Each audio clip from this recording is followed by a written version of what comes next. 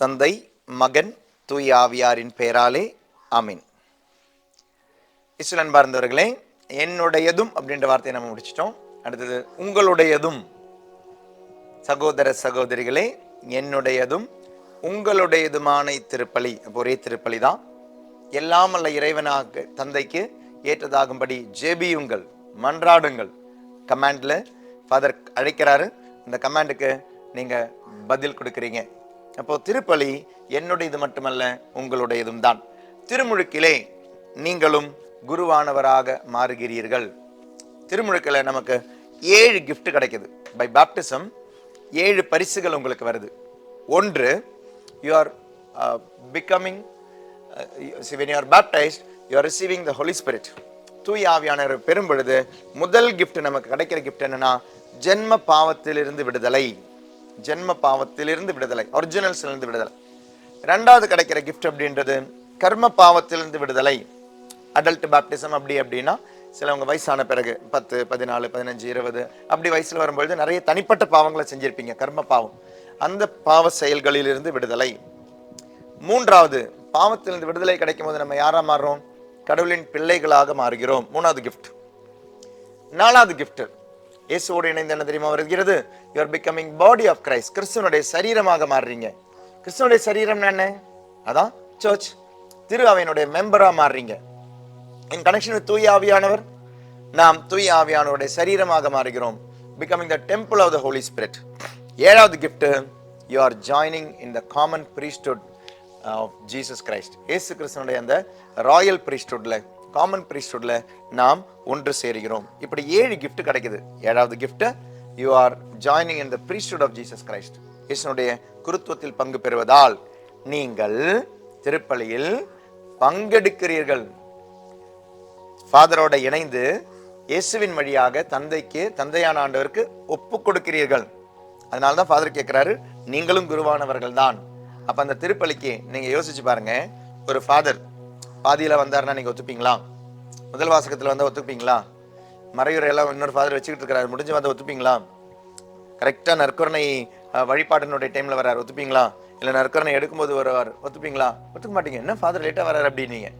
ஏன் ஃபாதர் லேட்டா வர மாதிரி தான் நீங்களும் ஃபாதர்ஸ் தான், நீங்களும் குருக்கள் தான். திருப்பலி இதனாலதான் நீங்க லேட்டா வரக்கூடாது. முழு திருப்பலியில் பங்கெடுக்க, முழு திருப்பலியோடு நீங்கள் இணைந்து முழு திருப்பலியை ஒப்பு கொடுக்க நேரத்தோட வாங்க, சீக்கிரமா வாங்க, முழு திருப்பலியில் பங்கெடுங்க, முழு திருப்பலியை ஒப்பு கொடுங்க. இது உங்களுடையதும் அப்படி நீங்க சொல்லும் பொழுதாங்க. இன்னைக்கு ஒரு நாள் நம்மளுடைய தியானத்துக்காக ஏதோ ஒரு பங்குக்கு போயிருந்த பொழுது அந்த பங்குல அட்டன் பண்ணவர் இந்த வார்த்தையை நான் அழுத்தம் திருத்தமா சொன்னதை கேட்டிருக்கிறார். அப்பதான் அவருக்கு புரியுது உண்மையாவே, ஆமா இல்ல, இது என்னுடையதும் இந்த திருப்பலி. சகோதர சகோதரிகளே, என்னுடையதும் உங்களுடையதும். அது அழுத்தமான வார்த்தை. ஒரு சொல்றாரு ஃபாதர், அதுக்கு பிறகு நான் திருப்பலிக்கு லேட்டாவே போனதில்லை. திருப்பலிக்கு லேட்டாவே போனதில்லை. அப்ப எனக்கு புரியுது அது என்னுடையதும். So you are not merely a spectator. நீங்கள் பார்வையாளர் அல்ல. You are not merely a stranger in Holy Mass. நீங்கள் அந்நியர் அல்ல, நீங்கள் ஒப்பு கொடுப்பவர்கள், நீங்கள் பங்கு பெறுவர்கள், நீங்களும் அதில் இணைகிறீர்கள் என்பதை புரிந்து கொள்ளுங்கள். அதனால்தான் நேரத்தோட வாங்க, இது உங்களுடையதும் திருப்பலி. இதற்கு சாதாரணமாக அதனால ரொம்ப ஈஸியா ஒரு எக்ஸாம்பிள் சொல்வேன். உங்களுக்கு இந்த உங்களுடைய திருப்பலின்னு ஒப்பு கொடுக்கணும்னா, சரி, அந்த காணிக்கை பாடல் எல்லாம் பாடுவோம் இல்லையா, நம்ம அந்த காணிக்கை பாடல் நேரத்தில் மட்டும் இல்லைங்க ஒப்பு கொடுப்பது என்பது. திருப்பலிக்கு முன்னாலே வந்தீங்கன்னா, ஒரு 5 நிமிஷம் முன்னால வந்தீங்கன்னா அமைதியா உட்காருங்க. திருப்பலியுடைய அமைதியை பத்தி நம்ம 2 நாளுக்கு முன்னால பார்த்தோம். நம்ம அமைதியா உட்கார்ந்து, இன்னைக்கு இந்த திருப்பலியில நான் எதை ஒப்பு கொடுக்கிறேன், இந்த திருப்பலியை எதற்காக ஒப்பு கொடுக்கிறேன், what I am going to surrender in this holy mass, for what I am offering this holy mass. எதற்காக இந்த திருப்பலியை ஒப்பு கொடுக்கிறேன், எதை இந்த திருப்பலியில் ஒப்பு கொடுக்கிறேன். ஒரு நிமிஷம் யோசிங்க. அதனாலதான் திருக்குழும மன்றாட்டு அப்படின்ற ஒரு பிரேயர் நம்ம சொன்ன பொழுது நான் சொன்ன ஃபாதர் அங்கே ஒரு நிமிஷம் சைலண்டா இருப்பாரு. அந்த சைலன்ஸுடைய அதனுடைய கேப் கூட சொன்னேன். எவ்வளவு நேரம் இருக்கணும் அப்படின்னா, நம்ம ஒரு பரலோக மந்திரம் சொல்லி முடிக்கிற, அந்த லார்ட்ஸ் பிரேயர் சொல்லி முடிக்கிற ஒரு சைலன்ஸ் இருக்கணுமா. அவ்வளோ சைலண்ட், அவ்வளோ நேரம் கொடுக்கணும். அந்த நேரத்தில் தான் ஒவ்வொருவர்களுடைய மன்றாட்டு, ஒவ்வொருத்தரும் ஒவ்வொரு கருத்தோட வந்திருப்பீங்க. நீங்க அந்த திருப்பலியில அது காணிக்கா நீங்க ஒப்பு கொடுக்குறீங்க, உங்க மனசு ஒப்பு கொடுக்குறீங்க, நீங்க உங்களையே ஒப்பு கொடுக்குறீங்க. அதனாலதான் அந்த பிரேயருக்கு பேரே திருக்குழும மன்றாட்டு. எல்லா மன்றாட்டுகளையும் சேர்த்து இயேசுவின் வழியாக தந்தையான ஆண்டவருக்கு ஒப்பு கொடுக்கிற ஜெபம் அந்த திருக்குழும மன்றாட்டு. ஸோ ஃபாதரின் வழியா, இயேசுவின் வழியா தந்தையான ஆண்டவருக்கு ஒப்பு கொடுக்கப்படுகின்ற மன்றாட்டு திருக்குழும மன்றாட்டு. அப்ப நீங்க யோசிச்சு பாருங்க, நீங்க ஒப்பு கொடுத்த திருப்பலி எதற்காக ஒப்பு கொடுத்தீங்க, யாருக்காக ஒப்பு கொடுத்தீங்க? எதை அந்த திருப்பலியில ஒப்பு கொடுத்தீங்க? அப்போ ஒரு கருத்து இல்லாம, ஒரு ஜெபம் இல்லாம, ஒரு நன்றி இல்லாம, நம்பிக்கை இல்லாம, ஒரு விண்ணப்பம் இல்லாம, காணிக்கை இல்லாம திருப்பலியில பங்கெடுக்காதீங்க. அது சடங்கு முறையா இருக்கும். ஞாயிற்றுக்கிழமையா, அதனால போறேன். அது போற டைம் எப்போ இருந்தாலும் பரவாயில்ல, ஃபாதர் இங்க ஆரம்பிச்சிருவாரு, நான் போய் அதுல சேர்ந்துக்கிறேன். அது உங்களுடைய திருப்பலியாக மாறாது. அது உன்னுடையதுமாக மாற வேண்டும் என்றால் யூ ஷுட் ஆஃபர் சம்திங். எதுக்கு போறீங்க? திருப்பலிக்கு போறீங்க. பலியா எது ஒப்பு கொடுக்க போறீங்க? எதுவும் இல்லை ஃபாதர். ஃபாதர் இங்க ஒரு ஜெபம் சொல்லுவார், நான் பதில் சொல்லுவேன். ஃபாதர் அங்கே ஏதாவது சொல்லுவார், நான் பதில் சொல்லுவேன்.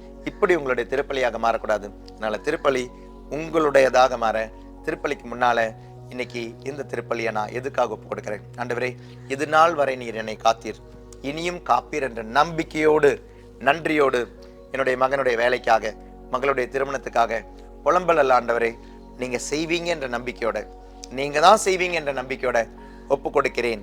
ஒரு நோயாளிக்காக, உலகத்தில் இருக்கிற நோயாளிக்காக, பொது தேர்தலுக்காக, தேர்வு எழுதுற பசங்களுக்காக, நமக்கு நிறைய கருத்துக்கள் இருக்குங்க. இதுல ஏதாவது ஒரு கருத்தை ஒப்பு கொடுங்க. அதனால இயேசு கிறிஸ்துவனுடைய விரிக்கப்பட்ட கரங்கள் தான் ஆல்டர் அப்படின்னு சொல்லுவது. Extended hands of Jesus Christ is altar. அப்போ அதுல ஒரு கையில என்ன வைங்க? ஆண்டவரே, இனி எனக்கு இந்த பாவம் வேண்டாம். ஒரு பாவத்தை ஒப்பு கொடுங்க, சரண்டர் பண்ணுங்க. ஆண்டவரே, நான் பொய் பேசுறேன், எனக்கு நீ இந்த பழக்கம் வேண்டாம். ஆண்டவரே, நான் புரணி பேசுறேன், புரளி கலப்புறேன். ஏதாவது ஒரு பாவத்தை ஆண்டவருடைய ஒரு கையில வைங்க, இன்னொரு கையில ஏதாவது ஒரு விண்ணப்பத்தை வைங்க. இப்படி உங்களுடைய திருப்பலியை ஒப்பு கொடுங்க. உங்களுடைய திருப்பலியா மாறட்டும். உன்னுடைய பாவத்தை ஒப்புக்கொடு, உலகத்தின் பாவங்களை ஒப்புக்கொடு, இந்த உங்களுடைய குடும்பத்தினுடைய பாவங்களை ஒப்புக்கொடு. 2, உன்னுடைய விண்ணப்பத்தை ஒப்புக்கொடு, உலகத்தின் விண்ணப்பத்தை ஒப்புக்கொடு, குடும்பத்தின் விண்ணப்பத்தை ஒப்புக்கொடு, சமூகத்தின் விண்ணப்பத்தை ஒப்புக்கொடு, பங்கின் விண்ணப்பத்தை ஒப்புக்கொடு. ஒரு பாவத்தை விட்டுக்கொடு, ஒரு விண்ணப்பத்தை ஒப்புக்கொடு. இது உன்னுடைய திருப்பலியாக மாறும். It will become so practical that it becomes your holy mass. இல்லைனா ஏனோ தானோன்னு பங்கெடுத்தோம், அதில் ஒரு நிறைவே இருக்காது. இந்த 2 விஷயத்தை நீங்க அடிக்கடி காணிக்கை ஒப்பு கொடுத்து பாருங்களேன். காணிக்கை பாடலின் போது, ஆண்டவரே, நான் இந்த பாவத்தை ஒப்பு கொடுக்குறேன், இந்த விண்ணப்பத்தையும் ஒப்பு கொடுக்குறேன்.